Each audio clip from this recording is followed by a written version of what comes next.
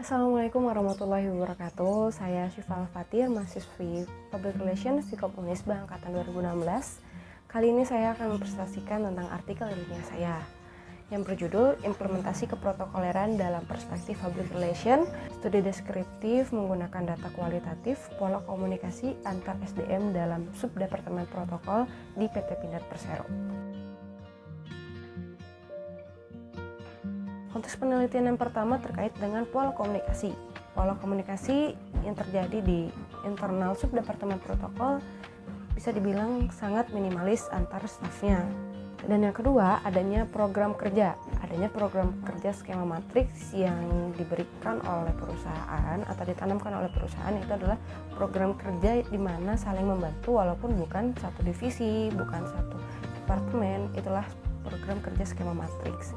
Dan konteks penelitian yang ketiga, adanya implementasi. Apabila ditinjau dari kenyataannya, umumnya seorang protokol wajib berkoordinasi sebelum pelaksanaan seintens mungkin untuk meminimalisir kesalahpahaman terhadap pesan dan juga tujuan kegiatan pelaksanaan. Yang keempat, ada konteks penelitian terkait dengan akademis dan internship. Mengambil hasil dari pelaksanaan kegiatan job training atau internship, juga mata kuliah seminar yang sudah peneliti selesaikan terlebih dahulu. Peneliti sudah mempelajari dan melaksanakan kegiatan unjuk kerja di PT Pindad Persero.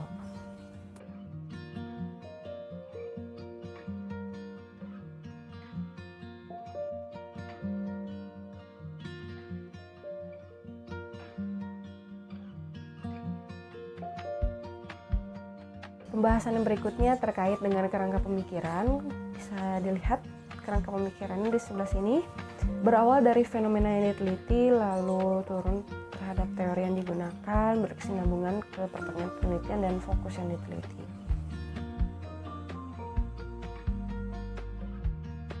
Metodologi penelitian yang saya gunakan itu adalah kualitatif, studi deskriptif menggunakan data kualitatif. Teknik pengumpulan datanya yaitu melalui wawancara, observasi, dan studi pustaka. Uji keabsahan datanya tentu menggunakan triangulasi data.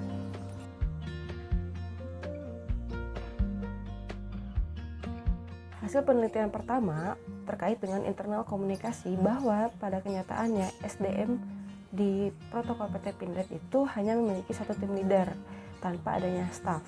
Lalu media yang digunakan dalam berkomunikasi yaitu adalah WhatsApp group, dan proses penyampaiannya bisa secara langsung dan tidak langsung.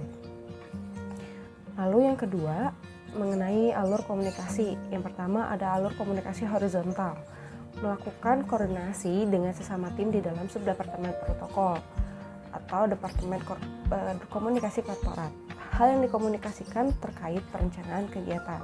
Lalu ada komunikasi vertikal di mana dimulai dari tingkat departemen hingga tingkat unit. Pada struktur perusahaan, kedudukan unit sekretaris perusahaan atau departemen komunikasi korporat atau subdepartemen hubungan stakeholder dan protokol itu berada di bawah direktur utama dan di atas direktur-direktur lainnya. Lalu yang terakhir ada alur komunikasi diagonal. Alur komunikasi ini yang paling sering dilakukan oleh subdepartemen protokol dengan departemen kesekretariatan, legal, dan 18 unit divisi lainnya. Hasil penelitian yang berikutnya yaitu tentang implementasi kegiatan. Implementasi kegiatan berawal dari jenis-jenis kegiatan. Jenis-jenis kegiatan keprotokoleran dibagi menjadi 3, yaitu seremonial, event, dan penerimaan tamu. Lalu teknis pengelolaan kegiatannya dimulai dari tertib administratif, mengirim konfirmasi, lalu membuat surat internal. Lalu pemilihan petugas protokolnya dapat dilakukan dengan 2 cara, yaitu disposisi dan inisiatif, atau kaderisasi menggunakan pegawai departemen lain. Lalu teknis penyelenggaraan kegiatannya memiliki 6 tahap apabila diringkas menjadi alur instruksi, administratif, planning, penyelenggaraan kegiatan, dan evaluasi. Lalu ada persiapan khusus. Menjalankan 2 hospitality protokol, PT Pindad memiliki 2 acuan penyelenggaraan kegiatan atau regulasi yang berbeda juga. Yang pertama ada sipil dan militer, karena seperti yang kita tahu bahwa PT Pindad itu merupakan sebuah perusahaan yang bergerak di bidang pertahanan dan keamanan negara salah satunya. Lalu yang terakhir ada implementasi kegiatan yang menunjang keberhasilan. Bertumpu pada planning dan eksekusi di mana protokol PT Pindad selalu percaya apabila planning yang baik akan memiliki dua pengaruh saat eksekusi, yaitu baik dan buruk. Namun setidaknya masih ada peluang baik jika planningnya baik.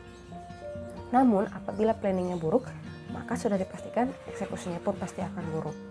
Dan yang keempat, hasil penelitian ini menggunakan jenis kegiatan penerimaan tamu sebagai sarana membangun makna perusahaan.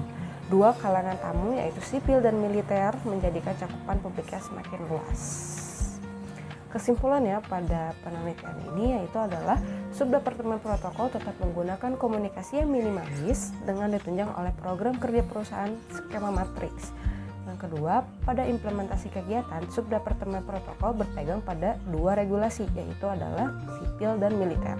Dan yang terakhir, memanfaatkan secara optimal setiap penyelenggaraan kegiatan, terutama penerimaan tamu untuk membangun makna perusahaan. Sekian presentasi dari saya. Wassalamualaikum warahmatullahi wabarakatuh.